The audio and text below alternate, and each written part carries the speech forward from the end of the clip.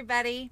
In today's video, we want to talk about a subject that kind of came across our minds after a couple comments we've gotten in the past, and we've had a few people comment saying, man, y'all make it look so easy. We got to thinking about that, and I realized, like, we really do, and I attribute that to a couple things. One is the power of editing, because we can edit and just show you what we want to show you, although we try to give you a real perspective of how it is for us out here. And two, we do love this job, so if you love your job, it's going to be easy for you. We do have some challenges, and we want to talk about those today because we don't really address them a lot in our videos. If you watch our Monday and Wednesday vlogs that are kind of, overview of our week, the loads we do and things like that, we're going to try to consciously start putting in other things about some challenges we have during our week, because we hadn't really been doing that. So we're going to start incorporating that in those videos to give you a little bit more perspective on that, because I think people are interested in that too, not just all the good things. We kind of came up with a list. It's not an all-inclusive list. It's just some things we kind of brainstormed and thought we'd talk a little bit about today. One of the first challenges that we find out here is dirty, stinky, smelly truck stops. Yeah, there's some dirty ones out there. It smells like just the concrete. Yeah. Pee on the concrete. Drivers peeing and not walking inside. Don't have their own toilet, especially during summertime when it's hot. Oh, yeah, summer. Or and it's oil, oil leaking. Oil smell. And it's not just in the parking lot spots and the fuel islands. Fuel islands, diesel fuel smell. Trucks leaking oil in the parking spots, exhaust fumes. The dogs going across the parking lots, because of course we have to let them out. Yeah. And even rest areas too. I say truck stops, but it does is at rest areas too. Yeah. Like Tyson, our littlest one, he has a thing. He likes to scoot his butt because I guess he has an itchy butt. But oil and dirt. And, I have baby wipes just to clean him up. Yeah, that's one of the not so nice things about being out on the road. Yeah, some of these places just ain't, it's not the Hyatt Regency. Yeah. For sure. Yeah. So that's things we kind of deal with, it's something that's just part of the job. Yeah. Other thing is driving in traffic. That is got to be, people are, they just no regard for trucks. Will speed up just to get in front of a truck so they're not behind you. They'll cut you off. And courteous driving out here is not, you don't see it often, Even truck drivers sometimes are just, rude, don't care. They're in a hurry to get somewhere. They'll cut you off in a quickness. They don't care how hard you have to slam on your brakes. And I have definitely noticed that it's some areas of the country worse than others. Yeah, definitely the Northeast. Yeah, they're really bad. They do not like trucks, and they will cut you off in a heartbeat. Even the truck drivers up there are just retards. Rude. Driving their trucks like they're in their car. Yeah. It's like, what are you doing, guys? Yeah. But, that's one of the things out here that it makes the job a little bit more stressful. Bad weather, driving in bad weather goes along with that. I was talking with the guy the other night, and he was just in a cargo van, but he had it was like a 500 or 600 mile trip that he had to make, but part of it was driving 30 miles an hour in snow and snowed up roads, and just that's stressful. It is. It's stressful. Like you can't use your cruise control. You're holding. This is how I am driving in that, like white knuckle down the road, just creeping. Yeah. It's and at the end of that driving shift, my neck is sore. It's just like drains you, and it's not just snow and ice. Even, driving in really bad rain. Really bad fog. Driving at night in rain. It's that's a challenge out here for sure. Yeah. Next thing is going to shippers and receivers and dealing with, I don't want to say so much rude people, but just, maybe they've had a bad day and they just are not very helpful or friendly. That can turn your good day into a bad day. I try not to let it bother me. I will say, when we first started doing this job, it used to get to me really bad. Like, I would just, I hated going in and there was just, dealing with somebody who was rude, or they expected you to know what you were doing, and I was new. Now, so I don't even let it bother me. When I go into shippers and receivers, I just smile, be as polite as I can be. I don't even care if they're having a bad day. I don't let it ruin my day. A lot of times you can, if you're happy enough, you can change their attitude. Oh yeah, I've had that happen. Kind of puts them in a better mood. So I've had that happen. Try to fight that negativity with good attitude, with positivity. Yeah, there you go. Yeah. Oh, and kind of goes along with that too. As shippers and receivers, but having bad pickup and drop off information for the loads. Yeah, that happens quite frequently. Oh my gosh, yeah. Just this last week. Happened to us this week. On both the pickup and drop off. Yeah, getting wrong information from dispatch and wrong addresses, wrong contact people, wrong pieces and weight. Yeah, customer telling dispatch for you to deliver it to one place. They not passing that information along to you. You go to the other place, and then they get mad at you for it. They get mad about it, and the person it gets taken out on is us. Yeah, no us pickup as drivers, numbers. you guys. Yeah. It's stressful, and then when you have to call, and it's a whole ordeal to try to get answers because it takes another hour. Takes another hour to get help from dispatch. They got to email the customer. Once they send that email, they forget about you. If you don't call back in another 30 minutes and check up on it, you'll get forgot about. Especially with a big company like Panther. You call for help, they send an email, they hang up with you. We'll call you when we hear something. And I think one night we sat 8 hours waiting to hear from somebody. We were just like, finally I called, and we were still kind of new back then, so we really didn't know we needed to follow up with them on it. And they left us sitting there 8 hours at the pickup because we didn't have the correct drop-off information, and that was bad. Somebody, we got paid for it, but I'm sure somebody got in trouble for dropping the ball on that and just leaving us sitting there without following up. You got to follow up. Now call them, get help. Wait 30 minutes. Call back. Hey, you heard anything? If not, call back in another 30 minutes. So just keep on them because they will forget about you. They're dealing with 1,000 drivers out there sometimes a day, issues, problems, customers, everything. So it's real quick and easy for one driver to get forgot about. Yeah. Another thing is being away from friends and family. Jason and we don't have a really large family. We don't have kids. I'm an only child. He's pretty much an only child. So we don't have big families. So being away from home is not a big of issue for us, but it's hard for your mom. It's hard for, I think it is hard for my mom. And I will say that when we first got out of here, it was the hardest. Now after 4 years of being out here, honestly, I would just rather stay out than go home sometimes because it's just more of a pain. But that's us. But I really know for a lot of people it is hard. You've got wives at home, children at home, extended family, grandchildren. To add to that, trying to get home like for somebody's birthday or on a one day anniversary or just trying to get home on a set day can really be challenging at this job. Especially if you don't own your own vehicle. Yeah, if you own your own vehicle, you could just go ahead and go. If it's an important family emergency, surely your owner will be understanding and let you go, but trying to get a load taking you home so you don't have to deadhead all kinds of miles can be challenging sometimes. You either have to start early and get home early, or chances are you're going to be late and you're going to miss occasions and birthdays and stuff like that. Another challenge is maintaining a sleep schedule out here. We have to have enough sleep to be able to do the job. You don't want to be sleeping while you're driving while you're sleeping. But we got into this job so we could do it together too.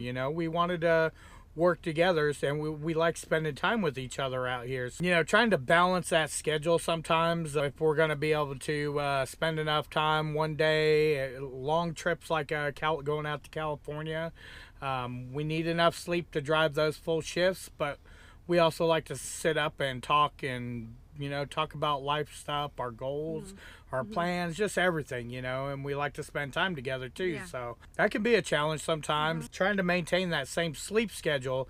And then when you're sitting for 2-3 days. I was going to say, Yeah. that's really the hardest. I think I get thrown off a lot when we're sitting for days, because she's used to getting up at 1 o'clock in the morning to drive. Yeah.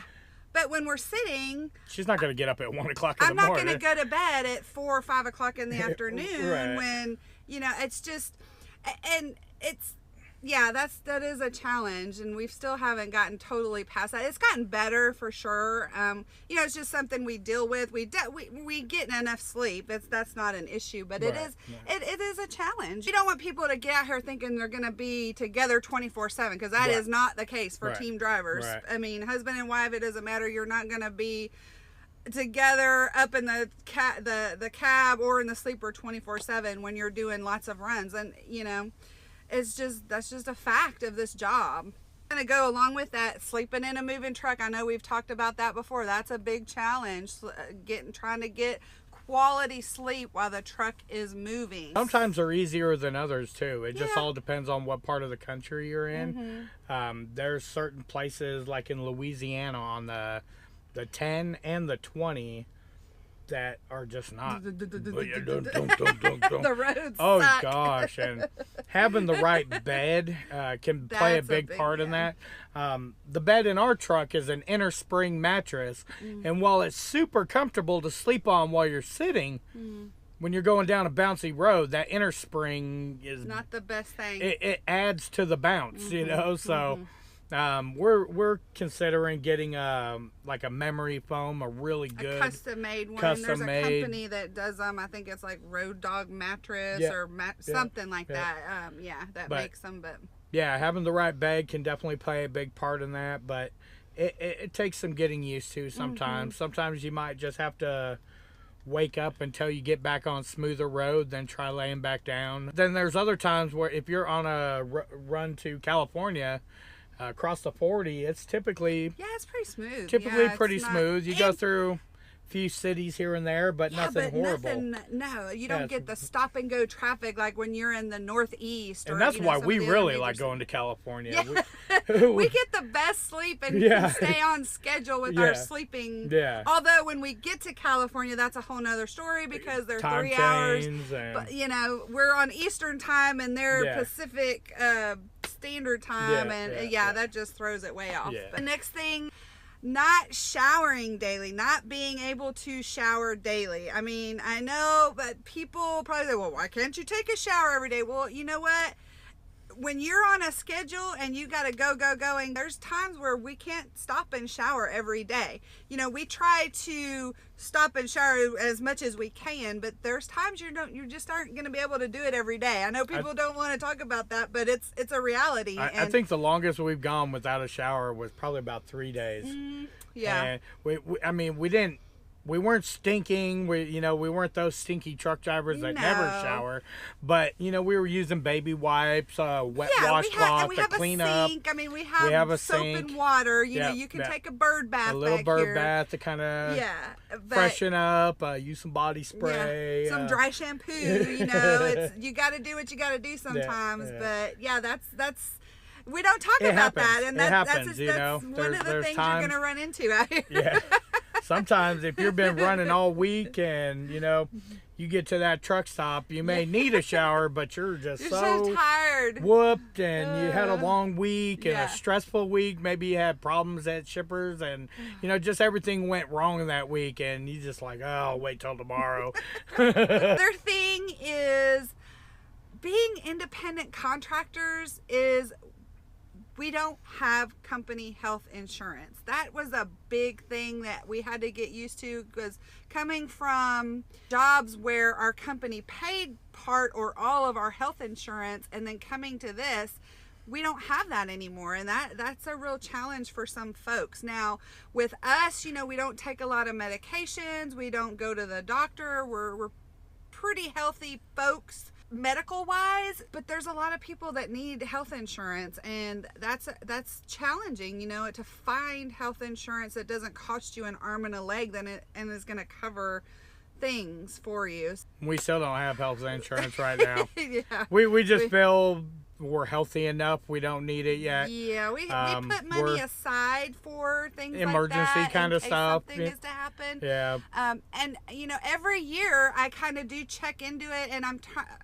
maybe it's going to change with the new presidency. We'll see what happens, how the healthcare stuff pans out with that, and we'll go from there. But that's the challenge for a lot of people. Another one is finding parking sometimes. Oh gosh, especially for us straight trucks, I think. If we park up front at the truck stops, the van guys kind of get upset because we're taking their spots. We park in back, the 18-wheeler guys get upset with us because we're parking in their spots. Yeah. It's like we're the middle stepchild, sometimes. It's really hard sometimes at nighttime when you get to a truck stop. Yeah, that's... Even rest areas. A lot of times we'll go park in the car parking, and kind of park away from and leave room for the cars, just to make room for those truck drivers too, because if they're needing to hit that rest area and that last one spot we're in, where he could have got and we could have parked up front in the car section, it's just we kind of feel bad in that case if that happens, because we know it's even harder for them to find truck parking, but we squeeze in where we can. It seems like it's getting worse. More people are... I've seen rest areas with 2-hour limits. I'm like, how are you supposed to get a 10-hour break and a 2-hour limit parking at a rest area? At a rest area, I'm like, truck stops, they fill up pretty quick. Some of them, the smaller ones, if you don't get there in time, it's going to be a challenge to find a spot. You might be squeezing in where you can, and just try to park out of people's way. Make sure you're not in other people's way or blocking anybody in. And we just do our best out here on that. Yeah. Last thing we want to talk about is getting bored being out here on the road. Finding things to do. Things to do. Jason and I, the way that we do things is if we are sitting, like for instance this weekend we dropped off yesterday afternoon, Friday afternoon, we haven't gotten anything. It's Saturday evening now, and probably going to be here till Monday the way it's looking, but we could go do something. We could get an Uber, but we do not like to do that when we are not pre-dispatched on a load, simply because they can call it anytime. They could call it any time. I mean, even though it's not likely, it does happen. I mean, they could call at midnight. We don't know. So we have to be ready. You have to be ready to go. That's when they call. And I mean, you don't have to, but then you're going to lose out on money. So we don't like to leave the truck or the truck stop area when we're not pre-dispatched. Now, if we're pre-dispatched on something and we'll go find something to do, we don't pick up till Monday, we've got the weekend, let's go do something. We have the TV, we can watch TV, we can get pay-per-view. I've told y'all before, like, these videos take a lot of my time because I do most all the editing and try to set up the filming and things like that. So it takes a lot of time to do that. So that's a big thing that I do to pass the time when we're sitting. But we've been thinking about getting bicycles or something in the past, and we do have something on special order that we're waiting on, but we don't want it's gonna be a surprise. It's a surprise. It's actually Christmas presents. We decided we were going to get these for ourselves for Christmas presents, but it's looking now like we may not get them till maybe January-ish, into January, February. But anyway, that's a whole different subject. We're getting off subject. But coming out here, whatever you like to do, bring it out with you. Hobbies. Everybody has different Knitting, crocheting, crosswords, artwork, drawing, games. People bring their PlayStations. Bring your PlayStation, Xbox, whatever you think you can get out here on the truck, bring it with you, because you're going to have some boring times, and you want to you want to be able to stay occupied, because when you're bored, the time goes by so much slower. And then your mind starts playing tricks on you. Why aren't we getting calls? Or what was going on? Yeah. We're going to start sharing, in our weekly videos, definitely. troubles we have throughout the week, just to kind of share. We're not going to be complaining or nothing, because we're used to this stuff, but we want to share with you guys more of the complications we deal with. Not all just the good stuff, but some of the challenging stuff as well. You know, that's we want our videos to be real, and so you all have a true, honest picture of this job and our life out here on the roads. We hope you all enjoyed this video. If you have any questions, as always, leave them in the comments below. Find us on Facebook and Instagram. Thank you for watching and subscribing, and until our next video, peace, love, and expediting. Thank you for watching and subscribing, and until our next. Did you say and unsubscribing? Thank you. Don't tell them to unsubscribe. Wait, subscribe.